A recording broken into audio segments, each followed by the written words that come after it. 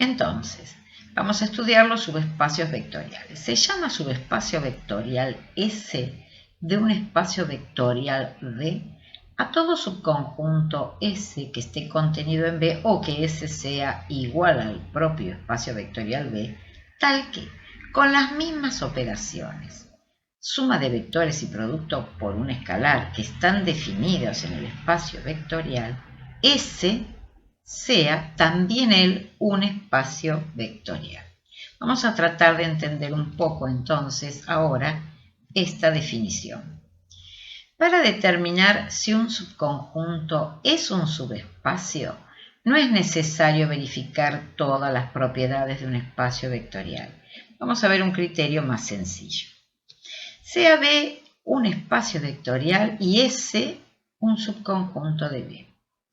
S será un subespacio si solo si se cumplen las siguientes condiciones. El elemento nulo del espacio vectorial también es elemento de este subconjunto S.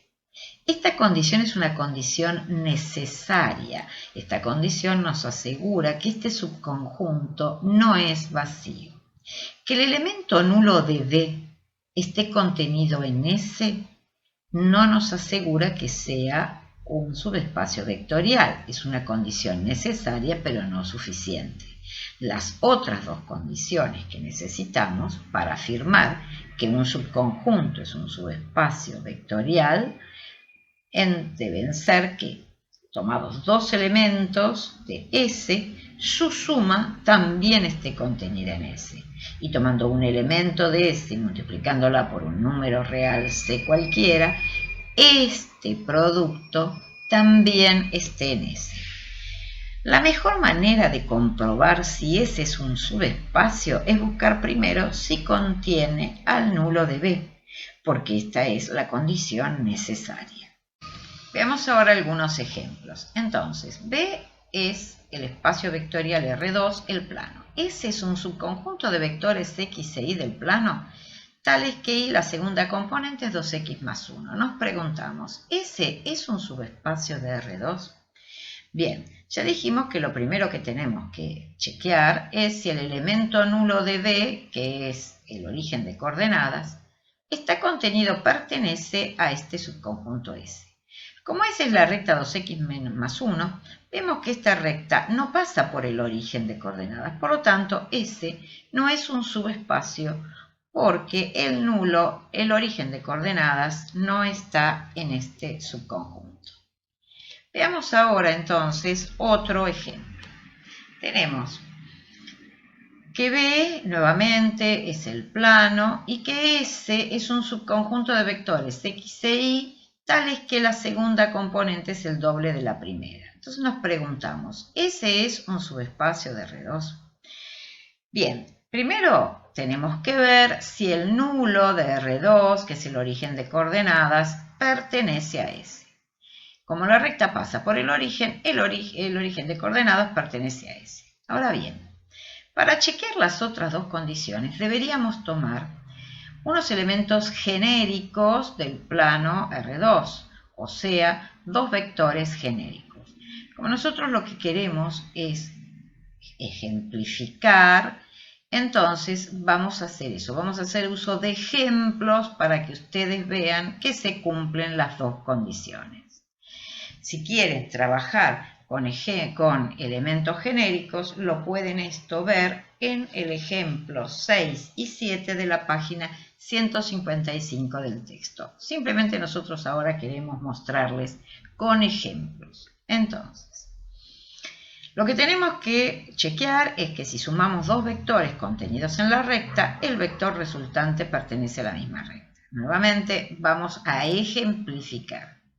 Entonces, supongamos que tenemos el vector 1, 2, que pertenece a esta recta, y el vector 2, 4, que también pertenece a esta recta. Cuando lo sumamos, obtenemos el vector 3, 6, que también pertenece a esta recta.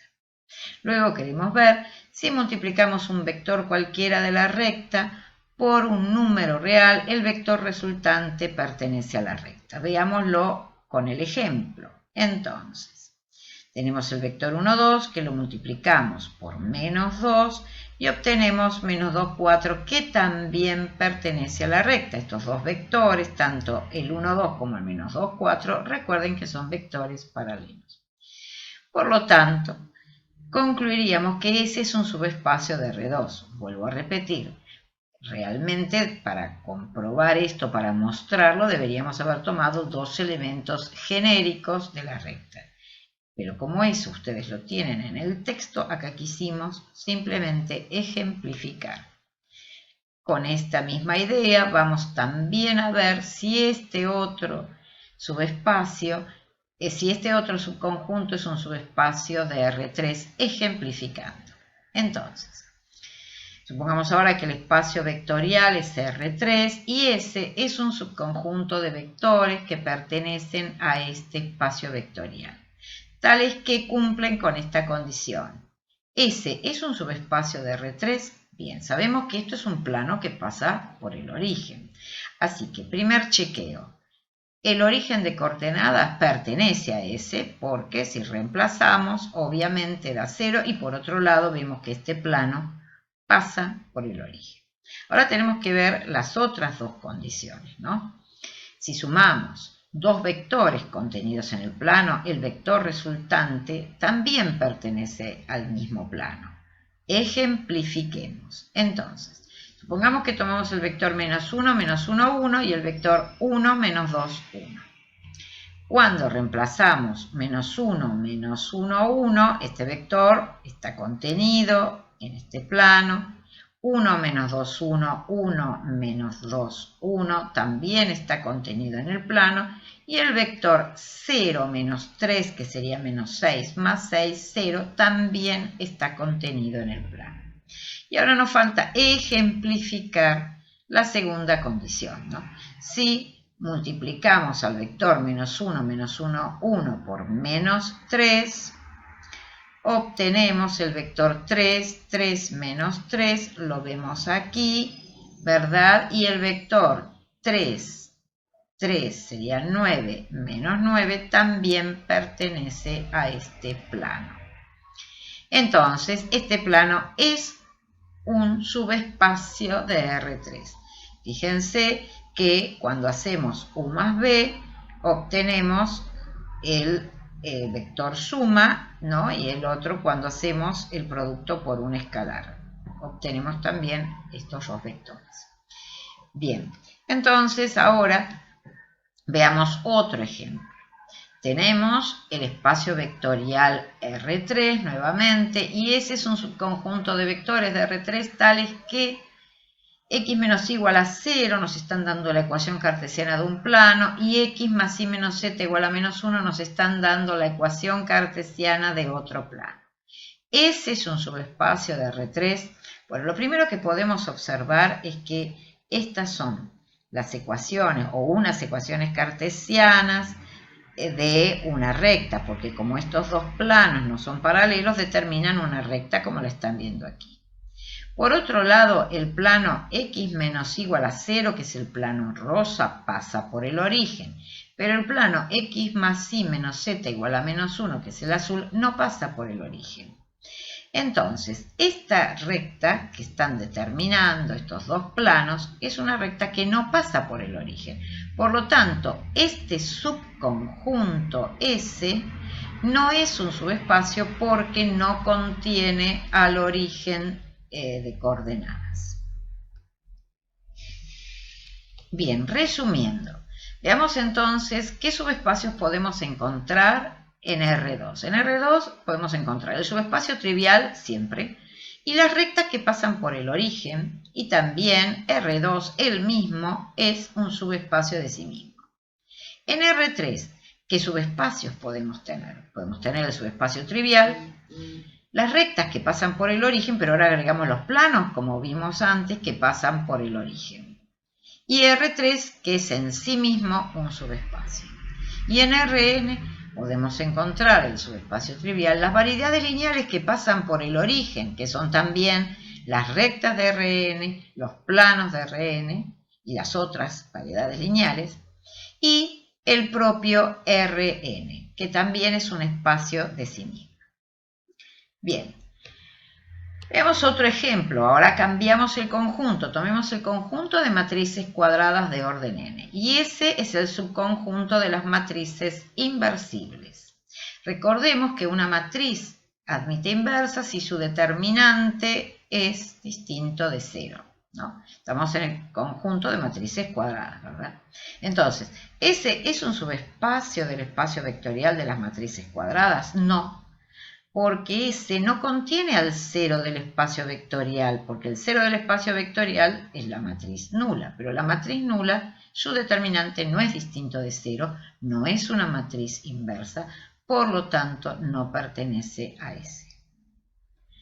Finalmente vamos a ver este otro ejemplo que nos dice, si dado un espacio vectorial B, que va a ser todo Rn, y ese es el subconjunto de Rn formado por todas las soluciones de un sistema lineal homogéneo cualquiera, nos preguntamos, ¿ese es un subespacio de Rn?